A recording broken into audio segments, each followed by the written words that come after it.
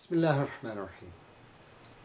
Well, we say that we're looking for the truth, and that all of us are trying in our lives to find this truth of what it is that we're supposed to do.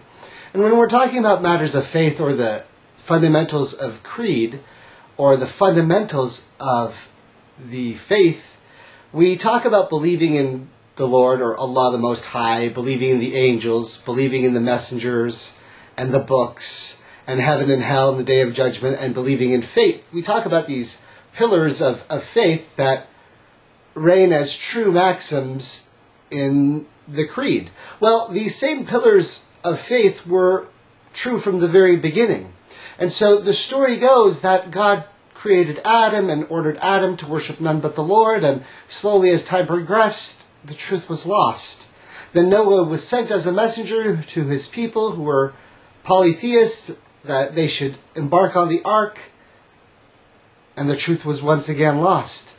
And Moses came to his people, and they had lost the truth. And Abraham to his father's people. And one by one, all the prophets came with books, reminding people to worship the one true God, that there are angels, that there are messengers with books revealing the truth of reminding people to worship the one true God, that there is heaven and hell, and all of this is by the destiny or fate of the Lord. And the same thing was true with Prophet Jesus, and then the same thing happens to the Prophet Muhammad. Now we're all saying that we're searching for the truth, and even the Prophet Muhammad's message is that same message, to believe in the one true God, that there are prophets and messengers with books, angels, a day of judgment, heaven and hell, and all of this is by the fate or destiny of the Lord, but that the Prophet Muhammad is the seal or last of the prophets, coming with the Quran, the book of Allah, and the final message. And so we have a cycle of history as societies have gone through periods of searching for the truth, being sent messengers giving them the truth, and then losing the truth to some form of polytheism or paganism or total lack of worshiping the Lord Most High, through the cycles of history of all of mankind. And so, if you believe that this is all part of the destiny, and if you call yourself a Muslim, then you have to understand, believing in Islam means believing in the Sunnah. And believing in the Sunnah means believing in those companions who are there to receive the Sunnah and live it by example, the Jamaa'ah. And who are you going to stay with if you need to be in with the believers? It is the Jamaa'ah, the congregation of the faithful. And who is that? They are those who follow what the companions are upon.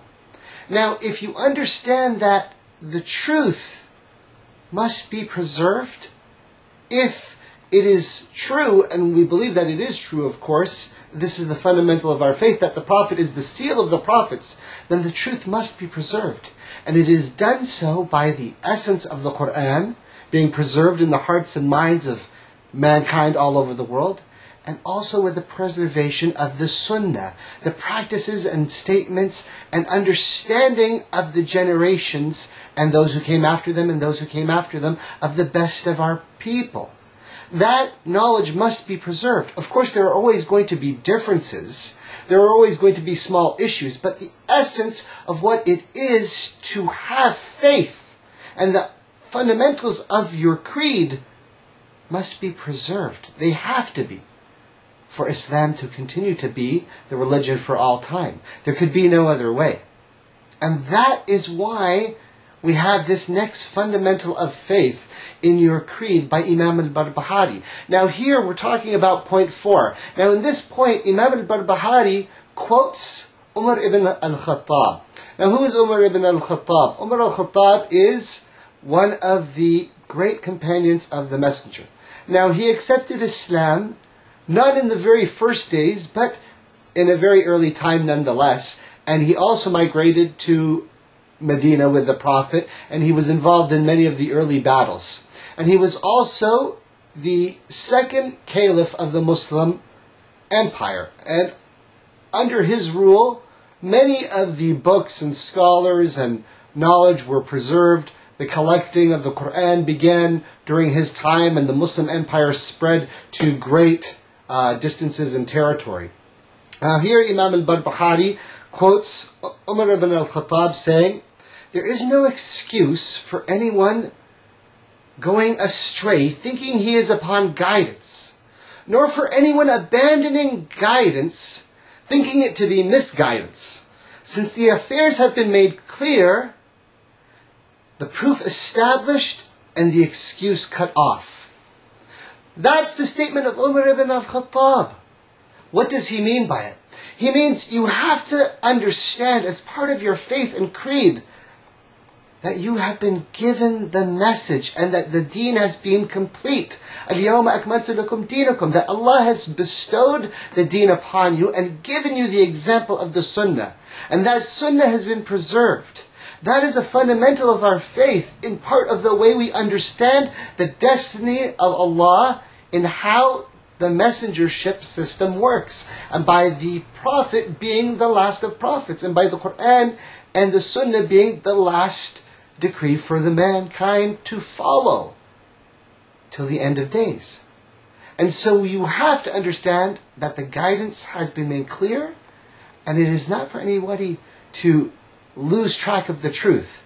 So he quotes the statement of Umar saying, "There's no excuse for anyone going astray thinking that he is upon guidance, nor for abandoning the true guidance thinking it to be misguidance, since the affairs have been made clear, the proofs established, and the excuses cut off." Now Barbahaaree continues in point 4, explaining this, saying, "That is because the Sunnah and the Jamaa'ah have consolidated and safeguarded all of the religion.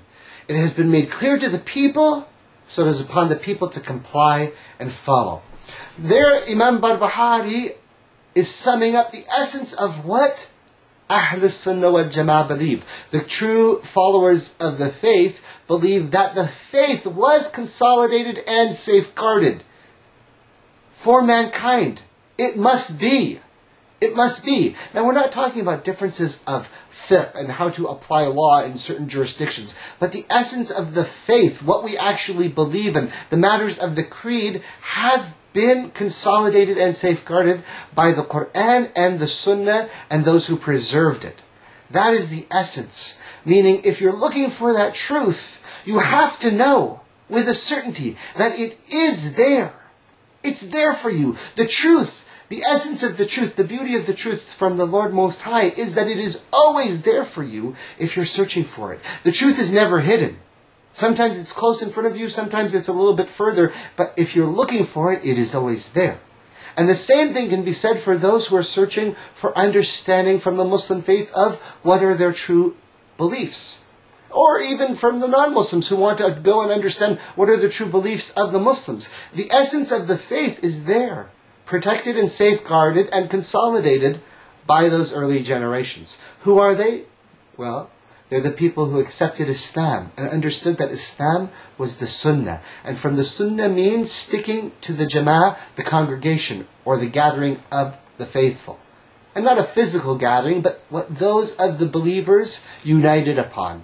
And here we have in this final point where it says that the companions are the Jamaa'ah, the explanation of the Jamaa'ah. And we have the statement of Umar showing it very clearly that the religion has been safeguarded and protected. And that which is true and clear has been made obvious. And there shouldn't be any excuse for someone who really wants to seek out the truth. Assalamu alaikum. Peace.